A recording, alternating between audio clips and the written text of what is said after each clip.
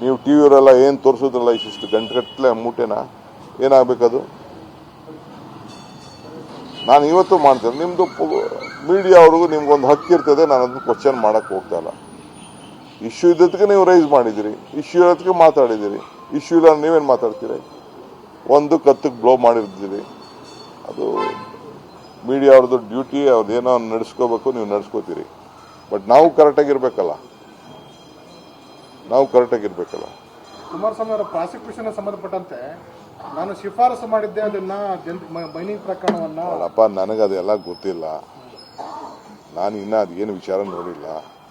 Kumaraswamy recommend ಮಾಡಿದ್ರೋ, Kumaraswamy ಇದು ಮಾಡಿದ್ರು ಎಲ್ಲ. ಈಗ ನನ್ನ ಮೇಲೆ ಕೇಸ್ ಹಾಕ್ಸಲ್ಲಪ್ಪ ನೀನು. ಡಿನೋಟಿಫಿಕೇಶನ್ ಕೇಸು ಕಬ್ಬಾಳೇಗೌಡ ಕೇಳಿ ಅಬ್ರಾಮ್ ಇಬ್ರು ಸೇರಿ ನನ್ನ ಮೇಲೆ ಕೇಸ್ ಹಾಕಿದ್ರು.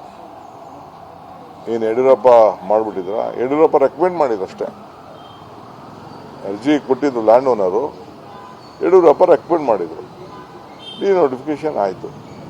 16-2 ಆಗಿರಲಿಲ್ಲ ಅಂದರೂ ಡಿನೋಟಿಫಿಕೇಶನ್ ಆಯಿತು.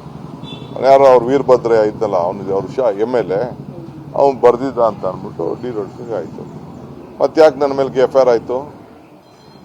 ಅದೇ ಬೇರೆ ಅಶೋಕನ ಮೇಲೆ, ಇನ್ನೊಬ್ರು ಮಂತ್ರಿ ಮೇಲೆ ಯಾಕದು ವಾಪಸ್ಸು FIR ಆಗಲಿಲ್ಲ? ಬಿ ರಿಪೋರ್ಟ್ ಬರೀತು. ಒಂದೇ ಟೇಬಲ್ 3 ಕೇಸು ನಡೀತಾ ಇತ್ತು. 3 ಕೇಸು ಒಂದೇ ಟೈಮ್ ನಡೀತು. ನಾನು ಸುಮ್ಮನೆ ಹಾಳಾಗೋಲಿ ರಾಜಕೀಯವಾಗಿ ನನ್ನ ಮೇಲೆ ಹಾಕಿದ್ರು ಅಂತ ಕೇಸ್ ಆಡಿ ಕೊನೆಗೆ ಹೈಕೋರ್ಟಲ್ಲಿ, ಸುಪ್ರೀಂ ಕೋರ್ಟಲ್ಲಿ ಕೇಸು ನನ್ನ ಪರ ಆಯಿತು. ಅನುಭವಿಸಿರೋದು ನನಗೊತ್ತು, ಎಷ್ಟು ಅನುಭವಿಸಿದ್ದೀನಿ ಅಂತ. ಒಂದು ತಿಳ್ಕೊಳ್ಳಿ, ನನಗೆ ಈ ವಾರ್ನಿಂಗ್ ಇದೆಯಲ್ಲ, ನಿನ್ನಂಥ ವಾರ್ನಿಂಗು, ಈ ವಾರ್ನಿಂಗ್ ಎಲ್ಲ ಈ DK ಶಿವಕುಮಾರ್ ಎದುರೋ ಮಗ ಅಲ್ಲ. ಯು ಕಾಂಟ್ ಬ್ಲ್ಯಾಕ್ ಮೇಲ್. ಸುಮ್ಮನೆ ಇರಬೇಕು. ಅದೇನು ಹೇಳಿ, ಏನು ಹೇಳೋ ನಿನ್ನೆ? ನನ್ನ ಕೆಣಕ್ಬೇಡಿ. ಕೆಣಕ್ಬೇಡಿ. ನಾನು ಬಿಚ್ಚಿರ್ತೀನಿ, ನೀನು ಬಿಚ್ಚಪ್ಪ. ನಾನು ಅಶ್ವತ್ಥನಾರಾಯಣ ಹೇಳ್ದಂಗೆ ಹೇಳಲ್ಲ, ಬಿಚ್ಚೋ ಬಗ್ಗೆ ನಾನು ಮಾತಾಡಕ್ಕೆ ಹೋಗಲ್ಲ. ಅಲ್ಲ, ಅಶ್ವತ್ಥನಾರಾಯಣಗೆ ಅವ್ರಿಗೆ ಬಿಟ್ರು. ಅವರಿಬ್ರು ಈಗ ಪರ್ಸನಲ್ ಫ್ರೆಂಡು, ಇಬ್ರು ಜೊತೆ ಏನು ಬೇಕಾದ್ರೂ ಮಾಡ್ಕೊಂಡು ಏನೇನು ಮೆಟೀರಿಯಲ್ ತೆಗಿ. ಅವೆಲ್ಲ ಗೌಪ್ಯಾಗಿ ಇಟ್ಕೋಬಾರ್ದು. ಗೌಪ್ಯಾಗಿ ಇಟ್ಕೋಬಾರ್ದು.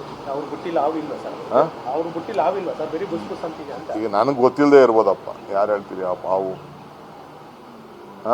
ಮೊನ್ನೆ ಅದ್ಯಾವುದೋ ನನ್ನ ಮಗಳ ಸೈಟು ರಿಜಿಸ್ಟ್ರು ಗನ್ ಪಾಯಿಂಟಲ್ಲಿ ಇಟ್ಬಿಟ್ಟು